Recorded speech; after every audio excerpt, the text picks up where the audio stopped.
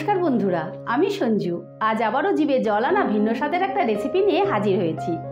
আজ আমি তৈরি করছি তিলেশ্বরী লাউ। আমি তোমাদের কথা দিচ্ছি, এই রেসিপিটা তৈরি করে খেলে তোমাদের মন প্রাণ শরীর সব ঠান্ডা হয়ে যাবে। তাই আমার রিকোয়েস্টে একবার হলেও এই রেসিপিটা তৈরি করে খেয়ে দেখো। আর হ্যাঁ, আমার যারা নতুন বন্ধুরা রেসিপিটা দেখছো, প্লিজ আমার চ্যানেলটা সাবস্ক্রাইব করে দিও। ঠিক আছে, তাহলে এসো দেখতে থাকো রেসিপিটা আমি ঠিক কিভাবে করছি। বন্ধুরা, রেসিপিটা করার জন্য আমি এখানে ছোট সাইজের একটা কচি লাউকে ঠিক এইভাবে কেটে ধুয়ে নিয়েছি। তোমরা কিন্তু অবশ্যই খেয়াল রাখবে লাউটা যেন কচি হয়, তাহলে খেতে বেশি ভালো লাগবে। বন্ধুরা, রান্নাটা করার জন্য প্রথমেই আমি লাউগুলো সেদ্ধ করে নেব। তার জন্য বসিয়ে দিয়েছি একটা কড়াই জল দিয়ে দিয়েছি, জলটা গরম হয়ে গেছে। এবারে দিয়ে দিচ্ছি লাউগুলো, দিয়ে দিলাম সামান্য একটু নুন। এবারে নুনটা দিয়ে ভালো করে মিশিয়ে নিচ্ছি লাউগুলো। এবারে আমি 5 মিনিটের মতন ঢাকা দিয়ে সেদ্ধ করে নেব। কিন্তু লক্ষ্য রাখতে হবে লাউগুলো যেন পুরোটা গলে না যায়, 70%-এর মতো নরম হলেই হবে। বন্ধুরা, 5 মিনিট বাদে ফিরে এলাম।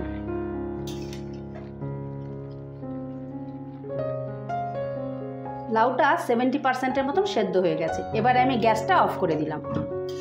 এবারে লাউগুলো আমি নামিয়ে নেব। এবারে আমি একটা মশলা তৈরি করে নেব। তার জন্য আমি 2 কোয়ার মতন আদা নিয়ে নিয়েছি আর 4-5টা কাঁচা লঙ্কা নিয়েছি। এটা একত্রে আমি শিলে বেটে নেব।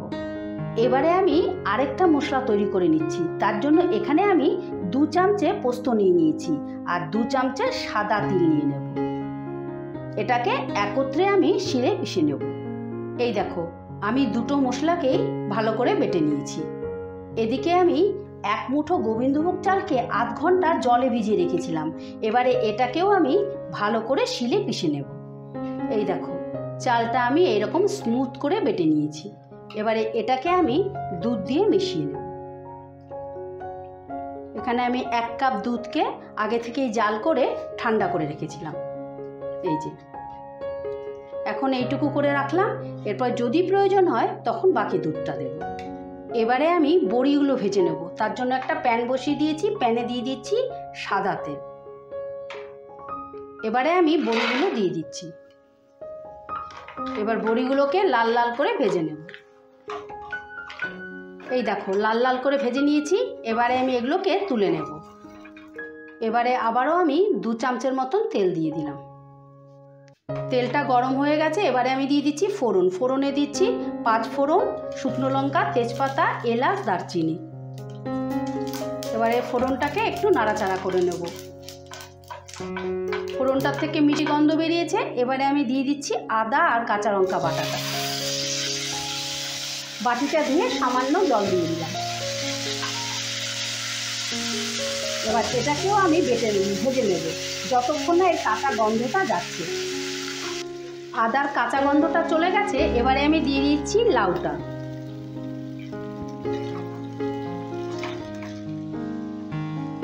এবারে লাউটাকেও আমি ভালো করে কষিয়ে নেব প্রায় 2 মিনিটের মতো।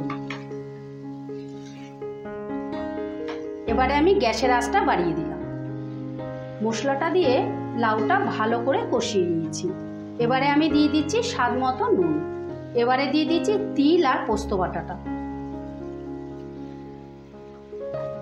এবার এটা দিয়েও ভালো করে মিশিয়ে নেব। বন্ধুরা, তোমরা এরকম তিলেশ্বরী লাউ একবার তিল দিয়ে পোস্ত দিয়ে তৈরি করে খেয়ে দেখো। খেতে কিন্তু অসম্ভব ভালো।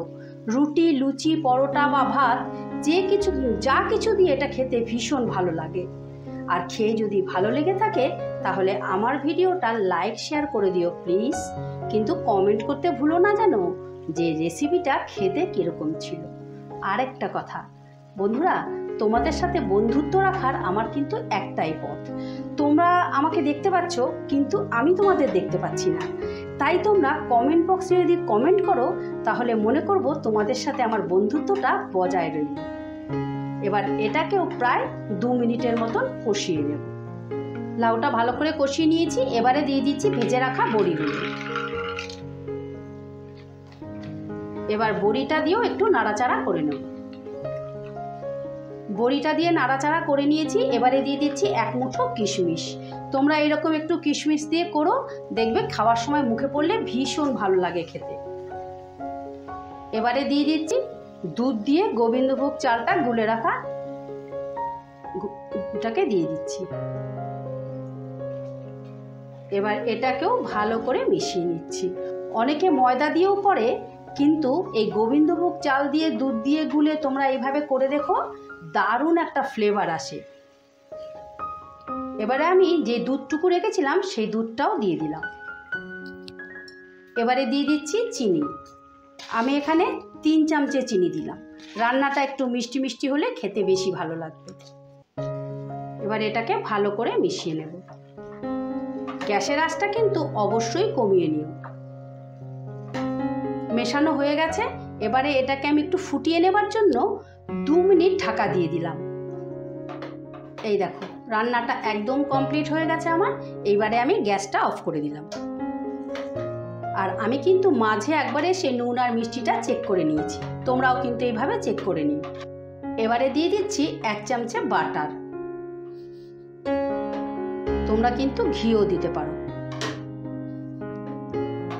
কিন্তু অবশ্যই ঘি বা বাটার যে কোনো একটা দিও, তাহলে খেতে ভীষণ ভালো লাগবে।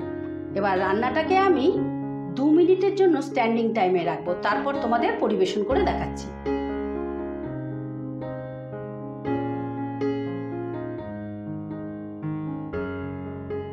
আজকের রেসিপি তিলেশ্বরী লাউ। টেস্ট করে দেখি কেমন হয়েছে।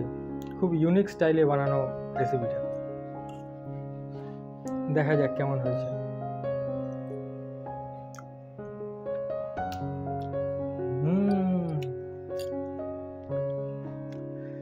দারুণ হয়েছে খেতে। মানে এটার যে গ্রেভিটা, এই গ্রেভিটা গোবিন্দভোগ চাল বাটা, পোস্ত, সাদা তিল সব দিয়ে গ্রেভিটা বানানো, সব কিছুর মেশানো একটা যে কম্বিনেশন টেস্ট, মিষ্টি মিষ্টি ঝাল ঝাল টেস্ট, দারুণ দারুণ অসাম খেতে হয়েছে। এই রেসিপিটা ভাত দিয়েও ভালো লাগবে, আর লুচি পরোটা দিয়ে তো আরও দুর্দান্ত লাগবে খেতে। অবশ্যই রেসিপিটা একবার ট্রাই করো তোমরা, দারুণ রেসিপি। এই দেখো বন্ধুরা, তিলেশ্বরী লাউ ফাইনালি রেডি। তোমরা কিন্তু এইভাবে তৈরি করে অবশ্যই একবার খেও। আর খেয়ে যদি ভালো লেগে থাকে তাহলে আমার চ্যানেলটা সাবস্ক্রাইব করে রাখার অনুরোধ রইল। আমার চ্যানেলে এই রকম নিত্য নতুন রেসিপি আসতেই থাকে। ঠিক আছে, তাহলে আজ আসি। কাল আবারও কোনো নতুন রেসিপি নিয়ে হাজির হব। ততক্ষণ তোমরা সকলে ভালো থেকো, সুস্থ থেকো। টাটা।